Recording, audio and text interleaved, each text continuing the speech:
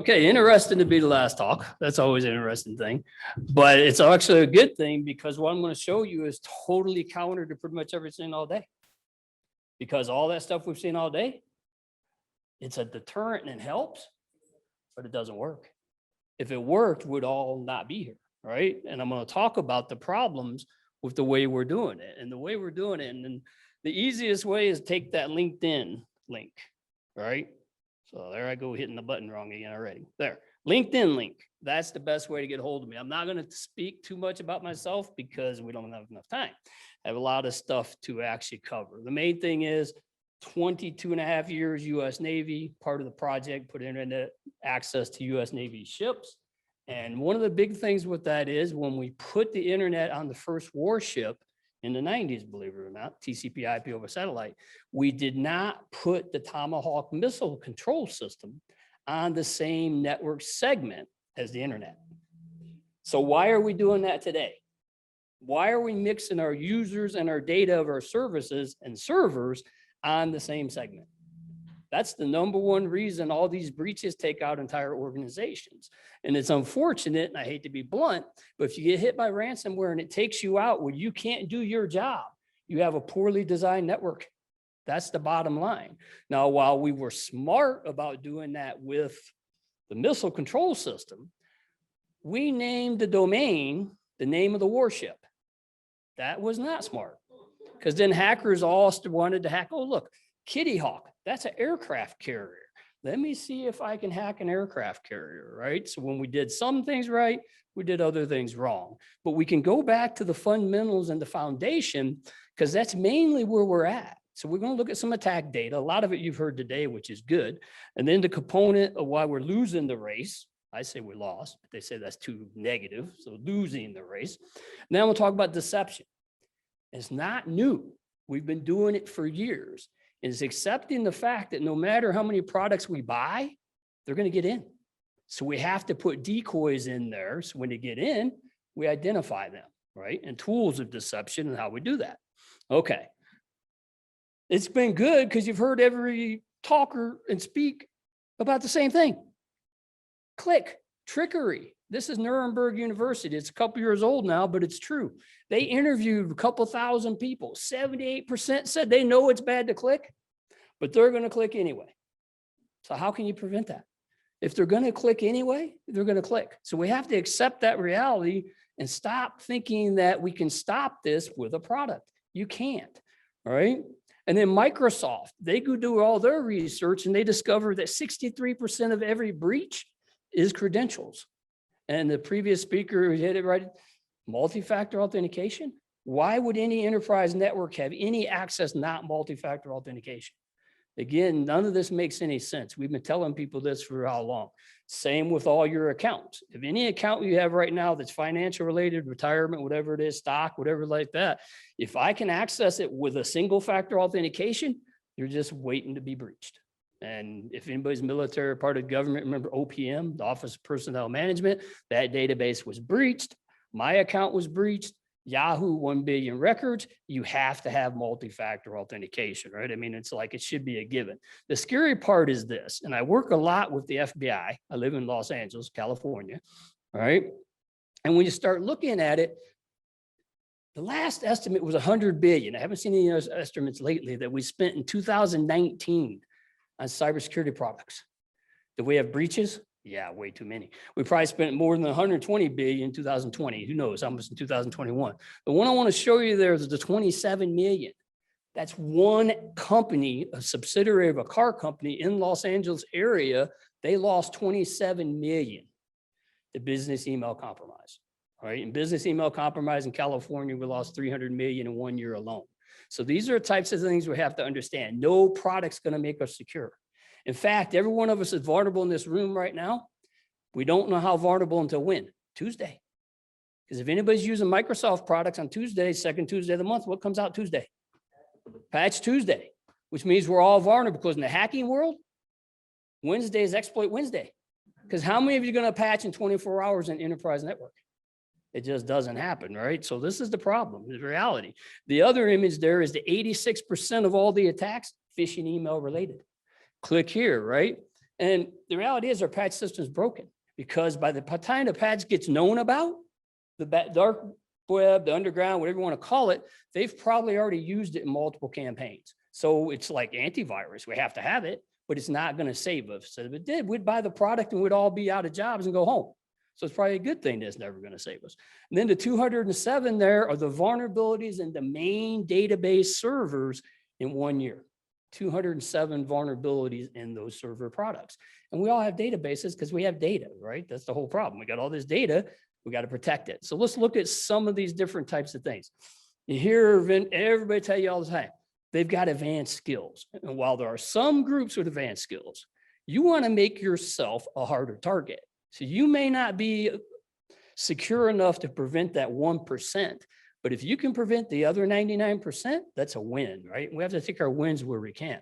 The assumed breach, those types of things. But let's look at reality. Colonial Pipeline, kind of recent. It was not the OT network that was compromised. It was their IT network. And you know why they shut down the oil and the pumping? Because they lost the ability to bill customers. So rather than take the chance of losing some revenue, they shut down the entire pumping system because of that. It was nothing, it wasn't the OT side. It was the ability to lose the IT, the billing, right? The other thing was, are you aware that they paid the ransom? And it's great that they got a lot of that ransom back. But are you aware that when they got the keys and everything, they started decrypting to get their data back? It was so slow. What'd they do? They went and got their backups and restored it. Wait a minute, you'd rather pay the ransomware than go deploy your backups. Now, I know backups and restoring backups are a pain, but a company to that size that says, we'll just pay those millions, 4 million, 5 million, whatever, and not waste the time in restoring. But then they had to restore it from backup anyway, right? Good idea. Then the Secure ID, I put it up there. It's old, but I love it because Secure ID, if anybody doesn't remember, RSA. Ravesh Shamir Adelman, the acronym, stuff like that. First public key cryptography that gave us the capability, not for just confidentiality, authentication. So they got hit by a spear phishing attack. Well, EMC, the parent company, said it was this big, sophisticated attack. It was an email with a spreadsheet with an embedded macro. How many of us know about macros and the Melissa virus, all that type of stuff, been around for a while, remember all that stuff? Yeah, exactly. Everybody forgot. Everybody forgets that stuff, right? So what happened?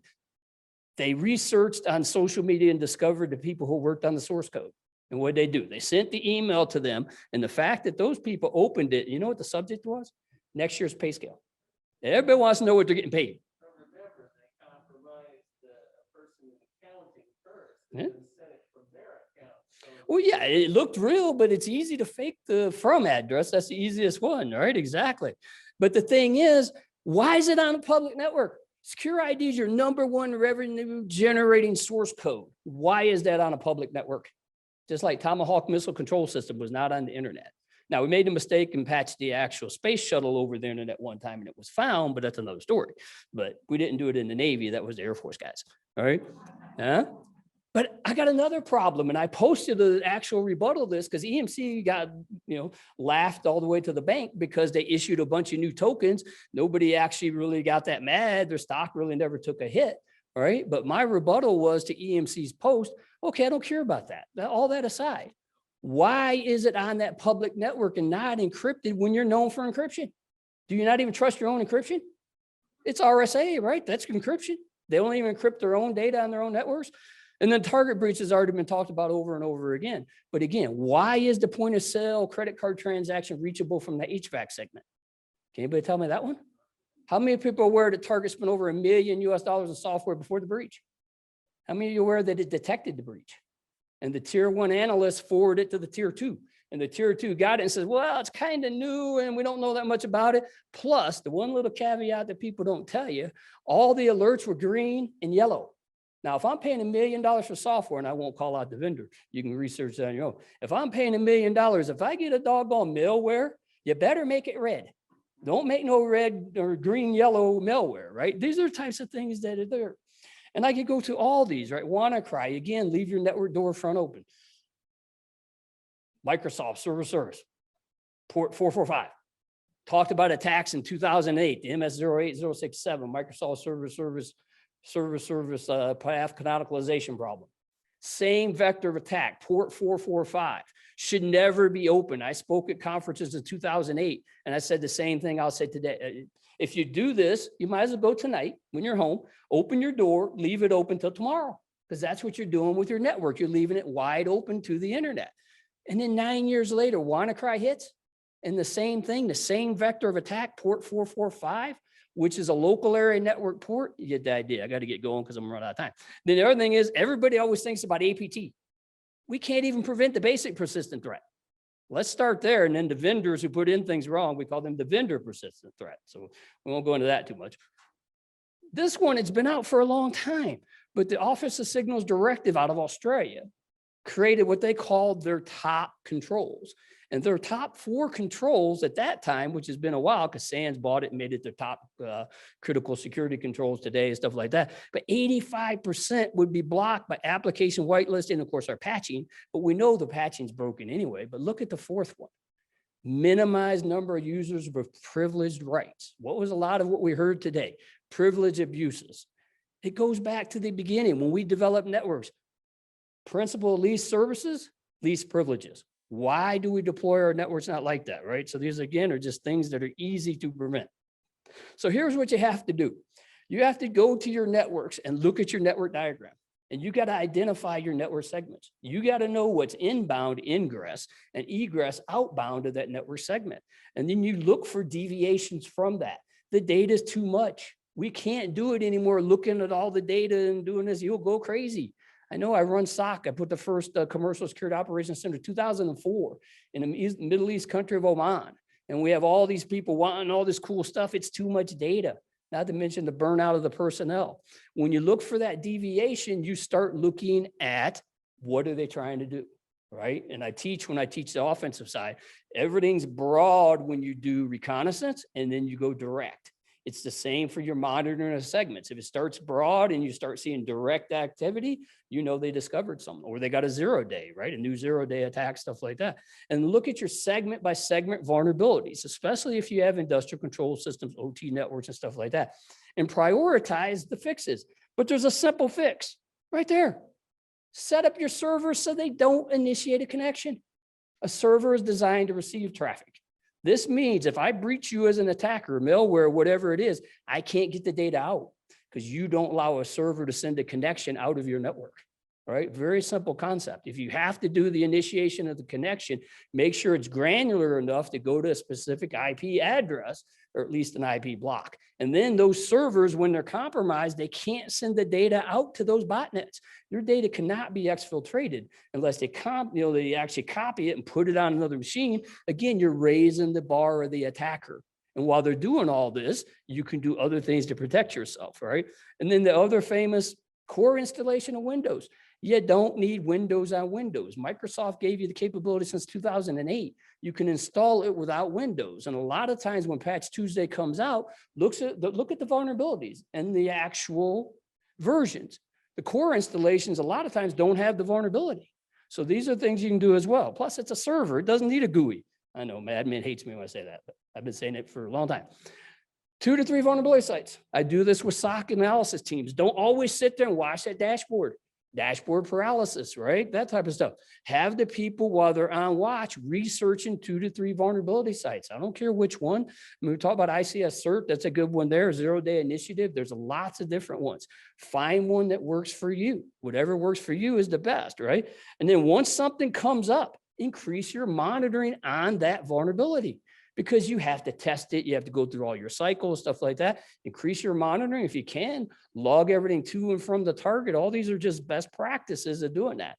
I love this part because inbound traffic, ingress filtering, right? Everything's ingress. Everybody knows about filtering, ingress, and all that type of stuff. That's great. If your site's not 24/7, 24 hours a day, 7 days a week, shut off the internet. Why people talk to the internet 24/7? If you're not 24/7. That simple setup and configuration with some of the main banks in the Middle East helped us identify malware infections for years. Because when banks have banker hour that's the joke comment for a reason. They don't work on weekends. In the Middle East at that time when I was there was actually Oman. Their weekend was actually Friday, Saturday, and now it's Saturday, Sunday, but they were Friday, Saturday. Malware is not that smart. So actually 2 a.m., here's this machine beaconing out and hitting our alerts, our logs. Sure enough, some user had clicked and been infected. All right. So by doing these types of things, you can monitor for that because you're going to take your hits, right? There's no way to prevent this stuff. If there was, we'd all be trillionaires who could do that. If you have to be 24/7, what do? Right? Different types of things. You start monitoring it. But the thing I want you to go back and ask your team, if you know the answer, great. Do they ball-gone filter? Ball-gone filter and bogus IP addresses that should never be received from the internet. The easiest was RFC 1918, of course, which is your private addressing. But there's a whole more of a list of that. That's networking 101.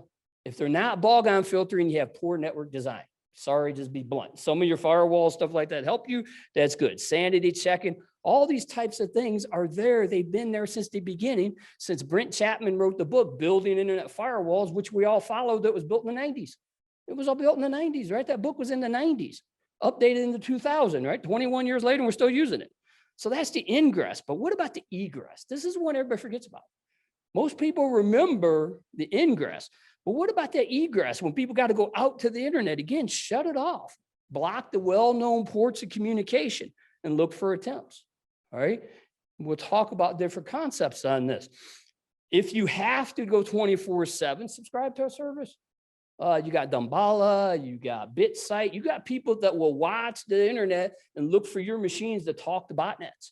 And they can tell you when you picked up an infection, right? Those types of things.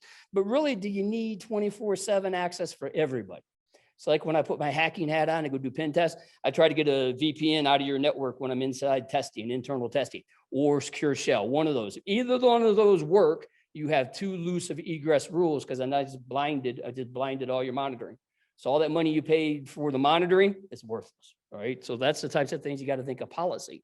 The main thing is policy. And this concept here, black hole routing, it's not new. No DNS traffic should be sourced from anything but an internal DNS server. 90% of all your malware does direct DNS queries. Don't allow it because that's what they're tunneling. They're tunneling all that traffic now in DNS, stuff like that, right? No traffic directly to a web server. 8443 should come from an internal address and proxy. These are simple stuff. And block Google DNS. Malware uses it. Don't use it. Use something else. Then people say, well, Kevin, we use Google's DNS. Well, that's problem number one right there. So I have what I call Kevin's secure network architecture, yeah? And it goes back to segmentation and isolation. So what you want to do is separate your data, your services from your users. And then what we do here is we move the DMZ from a traditional DMZ. If you screen it, then it's off the Bastion host, and we put it off the external device, usually a screening router, or it could be anything else. So we put it over here. So what that does is that gives me the capability to separate everything the internet needs. So everything the internet needs can go to that network segment. The users can go back and forth and do everything they need to do without ever doing what? Mixing with my data. Years ago, we told everybody users, data, management, separate it. Nobody separates anything today, right? So this is why the hackers are winning. And then you segment and you isolate. So the main thing with that is, remember I servers no initiation of a connection? I just set up a simple rule in this perimeter device says this segment, this entire DMZ can never send traffic. It can't send traffic anywhere. That means if I can pop it as an attacker, I get into that DMZ on a machine, I can't get my shell out, right? Which in hacker world, we call a reverse connection, which is where the compromised machine sends the shell to me. It won't happen. It will never work. That's the way you do modern design. And then the power of it is I can bind all the ports inside on this Bastion host here that the internal network needs. So everything the internal network needs to surf the internet, do all this type of stuff can be bound on this interface inside of the Bastion host. By doing that, the only ports open here, usually 25 or whatever we're using for mail and then DNS, that's my only attack surface facing the internet. And that's the power of doing secure network design. You can do this. It's not hard to do. This is an abstraction. You can go in and do it with your logical separation inside the different types of things and everything else. All right. So this is the reality. We can do everything in the world we want, but some user can click. Everybody agrees they can click. Yeah. So we've always said, keep them out. How far has it got us? Pretty much nowhere, because we're all still talking about it. So we got to get smarter. So this is where everybody freaks out. Let them in. They're like, no, you still have your obstacles. We have all the obstacles, but prepare for them to get in, because they're going to get in. We've already identified they can get in. So what we do is we put in decoys and triggers around the network. Once they get in, we isolate and destroy them. We send them into what we call holodecks. Everybody remember Star Trek? Holodeck networks, where we spin up entire networks that don't exist. I'm going to show you some empirical data on that if I got time, hopefully. Because unless they're on our host machine, physically sitting there, they have a network address. That's my advantage. I know my network better than they do, right? This is where I always get into arguments with people like, oh no, hackers can do this, hackers can do that. Anybody who's done any pen testing or hacking knows what's our first step, footprinting and reconnaissance. We're trying to determine what the network is. I have the advantage. I already know what the network is because I had designed it, right? So all I have to do is make changes or modify it to do what? Cause doubt, confuse and frustrate them. And I'll show exactly how that works, time permitting, hopefully. Not show, but tell, because I can't do a demo on here. But the main thing is what? A disruption. Any disruption's a win. That's what we're trying to do here, is take our wins where we can, because we know they're going to get into the network. We've already discussed this, right? We can't prevent them from getting in, and then starts their methodology all over again. So I have my favorite design here. I love it because here I am as the attacker out here, right? And that's kind of how it is. Your hair sticks up straight at night, you know, that stuff, because you're trying to figure out how the heck do I get in. First thing I got to do is bypass that router. Then I got to bypass that bastion host. I can never get in here without help because it's RFC 1918 private addressing. It's not routable from the internet. So I can't get there without help. That's why we have the phishing emails, the clicks, the links, and stuff like that. This is all our advantage, because as the defender, I can identify where you're at in my network by putting in triggers. I like to say, you know, I'm Navy, retired Navy, think of it as a mine. I can't be in every aspect or choke point of an ocean, but I can put mines there to deter, and you hit one, and yeah, I know you're in my choke point, all right? And it kind of messes up your day. And finally, using these concepts, you change the advantage. 25 years I spent on offense. Led the DoD Red Team for 6 years. 100%. We breached every network everywhere we ever tried. All right. So everybody's like, all I need is one way in, I win. And that's true. But guess what? If you set up decoys and triggers the way we set it up, stuff like that, all I need is one packet. I have flipped the advantage. One packet to a decoy or trigger, critical alert, there's malware on my segment.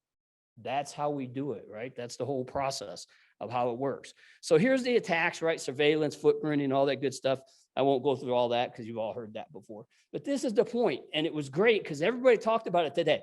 Oh, they got in and they did what? Well, they kind of did lateral movement. So you got to think about malware. They click on the link, the dropper hits the system, infects command and control setup, and then does what? Looks for its next victim.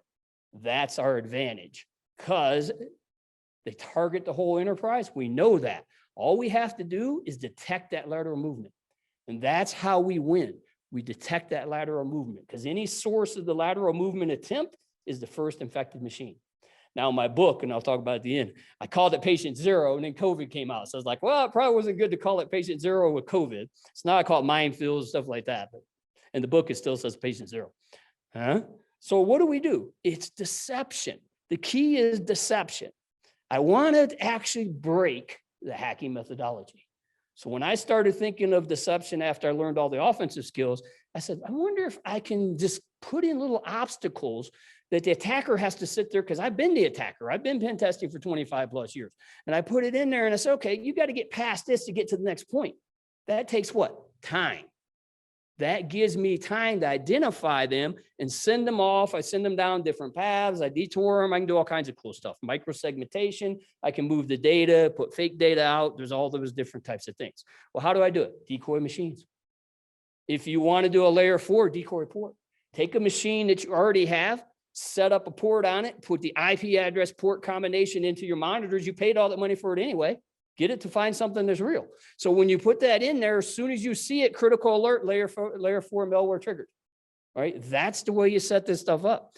Any interaction is an intruder. There's no doubt about it. Because if I start talking to it, I'm a compromised machine because somebody breached your network, right? So we set up decoys. It's not that hard to do. Everybody gives me a hard time. Kevin, we don't have the resources. We can't do it. Okay, I think everybody's doing virtualization, containers, stuff like that. So I put my little tiny Linux VM here. This is a lightweight Linux distro that takes 48 megabyte of RAM. I think everybody out there can afford 48 megabyte of RAM. And it gives me an IP address. So it's just a perfect layer 3 device. Because all I need is to sprinkle these all over the place, and any interaction, critical alert, you got malware on the segment, right? In LAX, we have all kinds of these. Warner Brothers has like 300 decoy triggers, stuff like that, because they got 50,000 servers. All right, they need to know when people's on there, stuff like that. Nothing should interact with it. If anything interacts with it, you've been breached. And that's the whole concept. There's a tool from Fred Cohen. If anybody knows Fred Cohen, he actually coined the term computer virus. All right. So all.net's his website, if he's still out there. He's got a toolkit he created over 20 years ago called the Deception Toolkit that is still there, that was set up in fake services and stuff like that. Decept is another one. Commercial Inc. Symmetria got bought out. Maze Runner, I don't know if Maze Runner's around anymore. But that's fancy stuff. You don't need the fancy stuff. It's easy. Go here. Canary tokens, right? You go look at Canary tokens. You can create these custom tokens for free. You go there. You want to create a token that's a web bug? Know if people's interacting with a website? Set up a fake web page, right? My wife, she's in the entertainment industry. And what we do is we check if anybody tries to copy her website. Because if they copy her website, we know they're looking. So we put callbacks. You can set all this up in honor of Dan Kaminsky, rest in peace. You get a DNS token. If people start working on DNS rebind attacks, stuff like that, you identify it.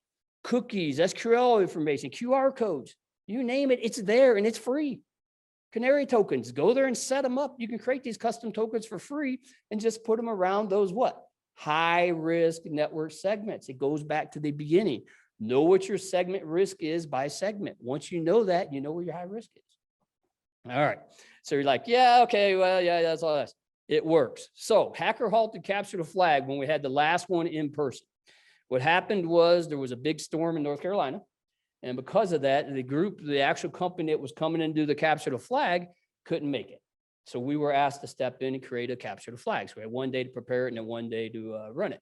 So luckily, a friend of ours came up from Huntsville, Alabama with a server in his car. I don't know why he came with a server in his car, but it's just what hackers do, right? But it was a good thing he did.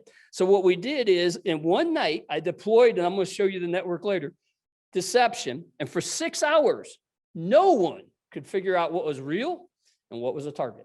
And I'm going to show you that design because I had some well-known targets on there, but they could not determine it because I was setting up ghosts. Every time they would hit a network segment, it would say it was a live system and they couldn't do anything. So after 6 hours, because I really wanted to actually go eat, stuff like that, I started giving lots of hints. But without it, they were lost, right? And I've had lots of competitions like this. So I really encourage people, if you haven't tried it yet, say, hey, let's have a competition where we just set up nothing difficult, set up just basic security controls and let's see how they do. And if I get time, I'll tell you about our certified penetration tester at EC-Council. Our first 300 failed. And because I put filters in place. Everybody thought targets are wide open. They're not wide open in the real world. Why would we do that and teach you a certification? Huh? And this is the thing. We're in control. Don't let anybody tell you you're not. As I said, I know my network. I know my network better than any hacker will. I can guarantee you, you've designed it. You know that better than anybody else does because they got to figure it out. And remember, one packet's all I need. So you put it on your critical segments.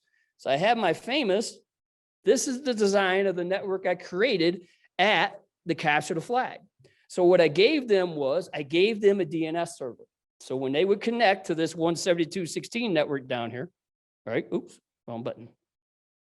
Right here, that was their entry gate, right? And then while they were there, they had a DNS server. And that DNS server told them you have www.ctf.local, dmz.ctf.local, and bank.ctf.local. DMZ and bank were decoys. They were not actual networks other than waste their time. Boy, did they waste their time. But the other thing I had set up was decoys right here. So on the 172.16.21.91 to 253, the machines would come back and say they were live. They were ghosts. It was just ARP requests going out because they're on the local subnet, and the reply coming back saying it's live, layer 2, but it wasn't there. It was a ghost. They never determined any of the ghosts. For hours, they couldn't figure it. 1 minute that scan, they had 50. Next minute hand, they had 60 targets, and they were just going crazy. And then not to discount the fact that I had routers here with filtering in place, which means you had to actually either bypass the router or accept what the router allowed through for the attack surface to get to the other side. No, by the way, on this side was nothing but ghosts. On this side is nothing but ghosts. The real stuff was over here, and nobody got there until 6 hours later. But that's the way you set up your networks. It's very easy to do virtually. So some of you, if you played with targets, you probably heard of Metasploitable.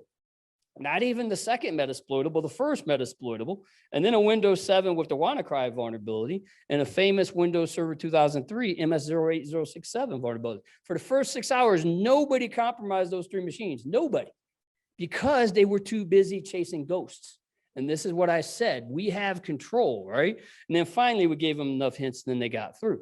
But that's the thing. And now we got the wonderful world of artificial intelligence, all right? It's going to save all our security problems. But anyway, don't get me started on that. I love IEEE. If anybody sees IEEE Spectrum, if you're a member of the IEEE, the issue came out and on the cover, why is AI so dumb? I'll just leave it at that. Yeah, why is it so dumb still? Because I was doing AI when I was in undergraduate school in the 80s. So we have a tool called Ponagachi. So if you've ever played with any man in the middle attacks called BetterCap, you've probably heard of BetterCap. Ponagachi was created from BetterCap. So what we do is we set this out there with these fake wireless networks.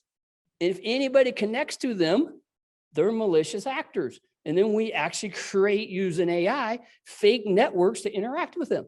So we can start identifying the things we need to do and stuff like that, right? All good things we can do. Now, I did this presentation quite a few times, and I did it one time at the Oil and Gas Summit for the Middle East. And as always, you get people in the audience that want to challenge you. So this was the challenge.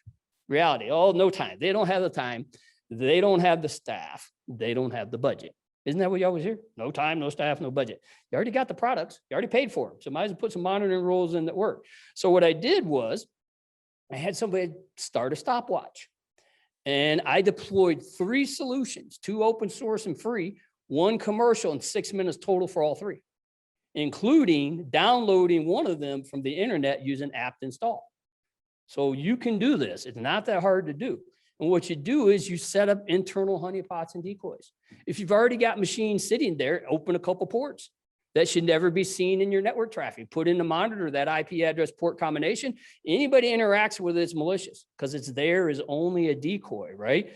And then the commercial one, KF sensor, is here, $600 US for one. And then if you want to do enterprise, you got to add more and stuff like that. And it pretends to be all these different types of ports, kind of them really juicy ports for the attacker and stuff like that. So these are the types of things you can do very quick and easy. And I showed you canary tokens. So it's very easy to do it with canary tokens as well. All right. This is one of the ones I love because if anybody's been around long enough to know that intrusion detection when it came out in the early 90s was really bad. And Pajak and Newsham wrote a famous paper called Defeating Intrusion Detection Systems. Doug Song wrote an actual tool called Frag Router that defeated most of the intrusion detection systems. But one of the intrusion detection systems was created by Marcus Raynham. And Marcus Raynham was the one who wrote the famous paper thinking about firewalls and talking about the need to protect the actual from the heat of the internet, the internal network from the heat of the internet, right? And created TIS Toolkit, which became actual Gauntlet Firewall later and was bought out and all that type of stuff. Well, he left firewalls and created intrusion detection systems. And he created Network Flight Recorder. So Network Flight Recorder was one of the intrusion detection systems we had.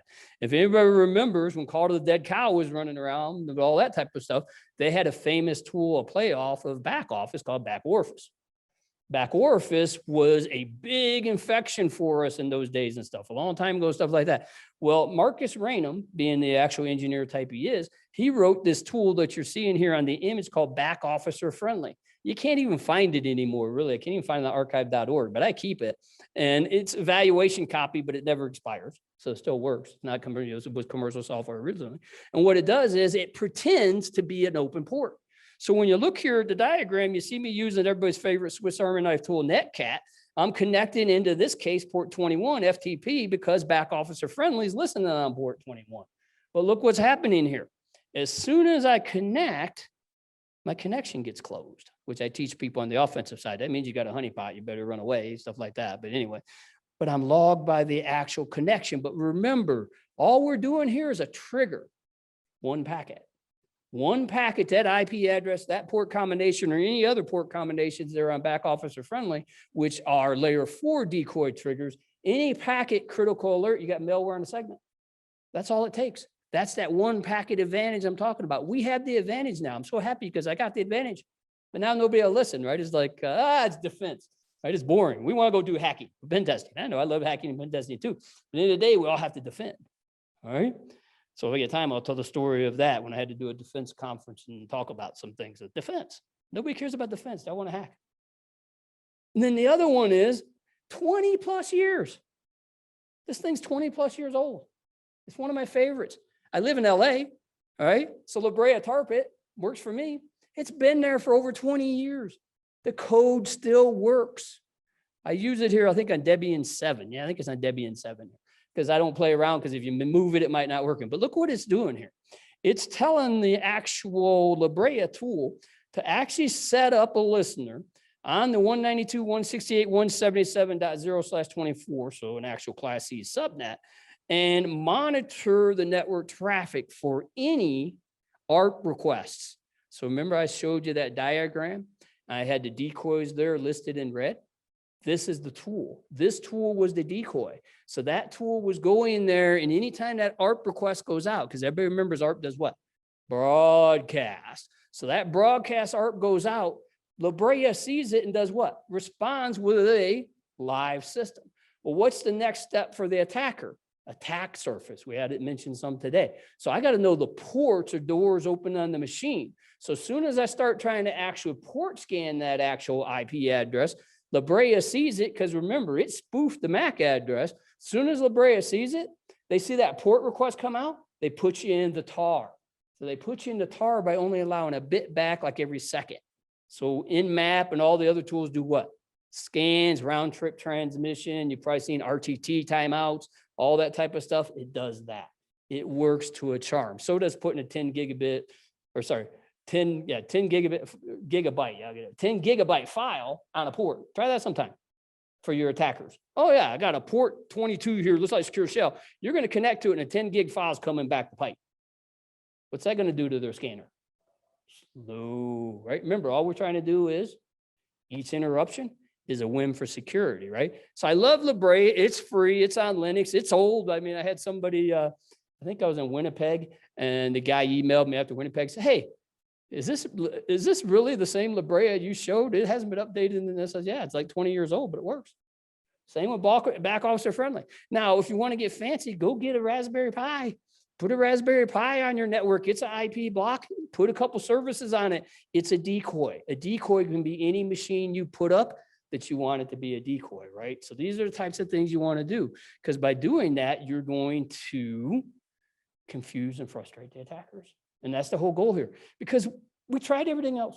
We tried all the products, right? We tried all the products. The products don't work. If they worked, we'd all be in good shape. So I was telling you, I was at the Hacker Halted when we still did them in Asia, and it was in Kuala Lumpur in Malaysia. And I was going to teach, and I did teach, a workshop on defense, right? Things I've been talking about here, ingress, egress, all that type of stuff. And Joe McCrae, good friend of mine, he was teaching offense, hacking. Yeah. I have 10. Defense isn't exciting. You know how many he has over in the offense side? 50. Because it's hacking. It's the cool stuff. But at the end of the workshop, I says, I'll take my 10 against your 50. We'll set up a network and see how they can do. They wouldn't do it, because he knew if I set up defenses, they're going nowhere. And that's the moral to the story here. Majority of the attackers have to have that click and that help. So Jay Bavisi, the founder and president of EC-Council, called me in March 2020. And I was actually coming back from Sedona just before they locked everything down for COVID. And he goes, I want you to help us write a new certification that teaches industrial level skills. So we started it, and we're still trying to get it released, Certified Penetration Testing Professional. So all I did was say, okay, what do I really need of a team when they get into the field? Because we send pen testing teams out all the time. What do I need? I need them to have the ability to analyze what the network's telling them. Not go in here and assume anything that the network, that type of stuff. Analyze it. If they can analyze it, that's what I need as any industry skill. So we set it up. All I did was put filters between them and the target. And at first I had 10 zones. I had way too much. Nobody can handle it. 2 12-hour sessions, 24-hour practical, open node, open book, open internet, bring your own tools, pen test. No one, 70% was the actual passing rate for CPEN, and then 90% for LPT Master. First 300 people failed. All right. And I wouldn't actually say too much about it if I seen they were following a systematic process. They were not. They were actually running default scans, 65,536 ports, all this other type of stuff. They were not using custom tuned scans. So they literally failed. So we shrunk it now. It's 5 zones, but we're about 25% pass rate finally, but I had to remove a lot of the restrictions because people can't handle the restrictions. And that's the goal here, right? So we know now if we deploy these things on our network, we're going to limit that attack surface threat from the internet. And that's the whole goal. So I think it's question time. I got to go pull my thing up. Like, oh, I got my phone. I can look at my WOVA stuff there. And while I'm looking at the questions, if there are any, I can put that up. Because I published this in December. Because I finally said, you know what? Enough's enough. I'm going to publish this and show people how easy it is to protect your network. All you have to do, start following the first 4 or 5 chapters is enough to make it really hard. If you go the SE Linux route and all the other more harder stuff, you'll make it extremely difficult for anybody to take out your network. And that's the whole goal here. And I've written multiple books on pen testing and all that type of stuff and things like that. But at the end of the day, we all got to defend. And we can't defend the traditional way. The way you want to defend, as I said, you have to deploy actual deception. All right, let's see. Do I got any questions? I got it. Oh, no, it's not me. Oh, I got one. I think the question is, any training better than no training? Is that on mine? Yeah, I guess. Of course, training helps. Yeah, training is always good. That was an easy question. Huh? But the best training is what? Hands-on, practical experience. That's why we made the CPEN 100%. It's all the practical exam. It's all practical examination because that's what you have to do. And really, I created it because I need people to help run and lead and go with me on different events around the world for different assessments. So I treated it where when they come out of that, I can hire them because I know if they've passed it, they understand the systematic process. And what I tell everybody, when I started in the 90s, leading all the red teaming and stuff like that, that process I taught then is the same process I teach today. The only difference, the tools we have available and the targets you go up against. Because when we were doing it back then, there was no Nmap, there was no tools. Everything you did was manual, right? All manual processes, stuff like that. And now, of course, everything with a layer 3 address is a target. All right, so any other questions? It's the end of the day, so probably not. Oh, wait, I got a question here. So, what would be different if you were cloud-based versus, say, physical server?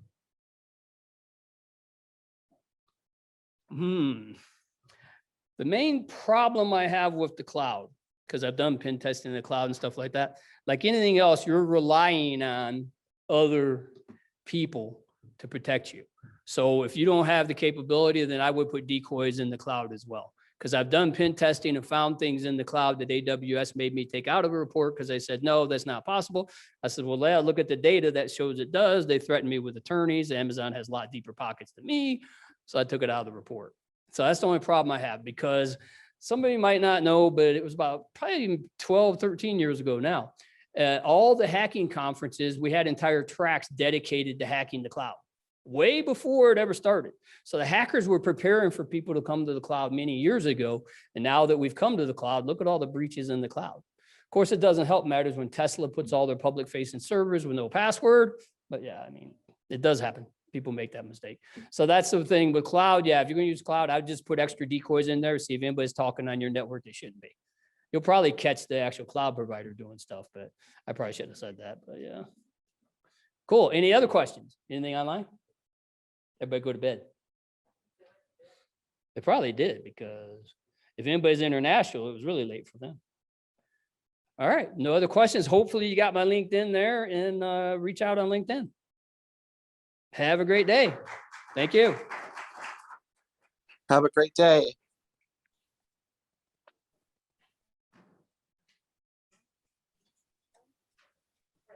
Oh, present. Oh, wow. Well, it's funny because it's supposed to be virtual, and I'm like, in person, I don't know if I can make it. So I says, all right, I'll fly in and get in. I missed the reception, got in too late last night. And then I'm like, well, and I'll fly out tomorrow.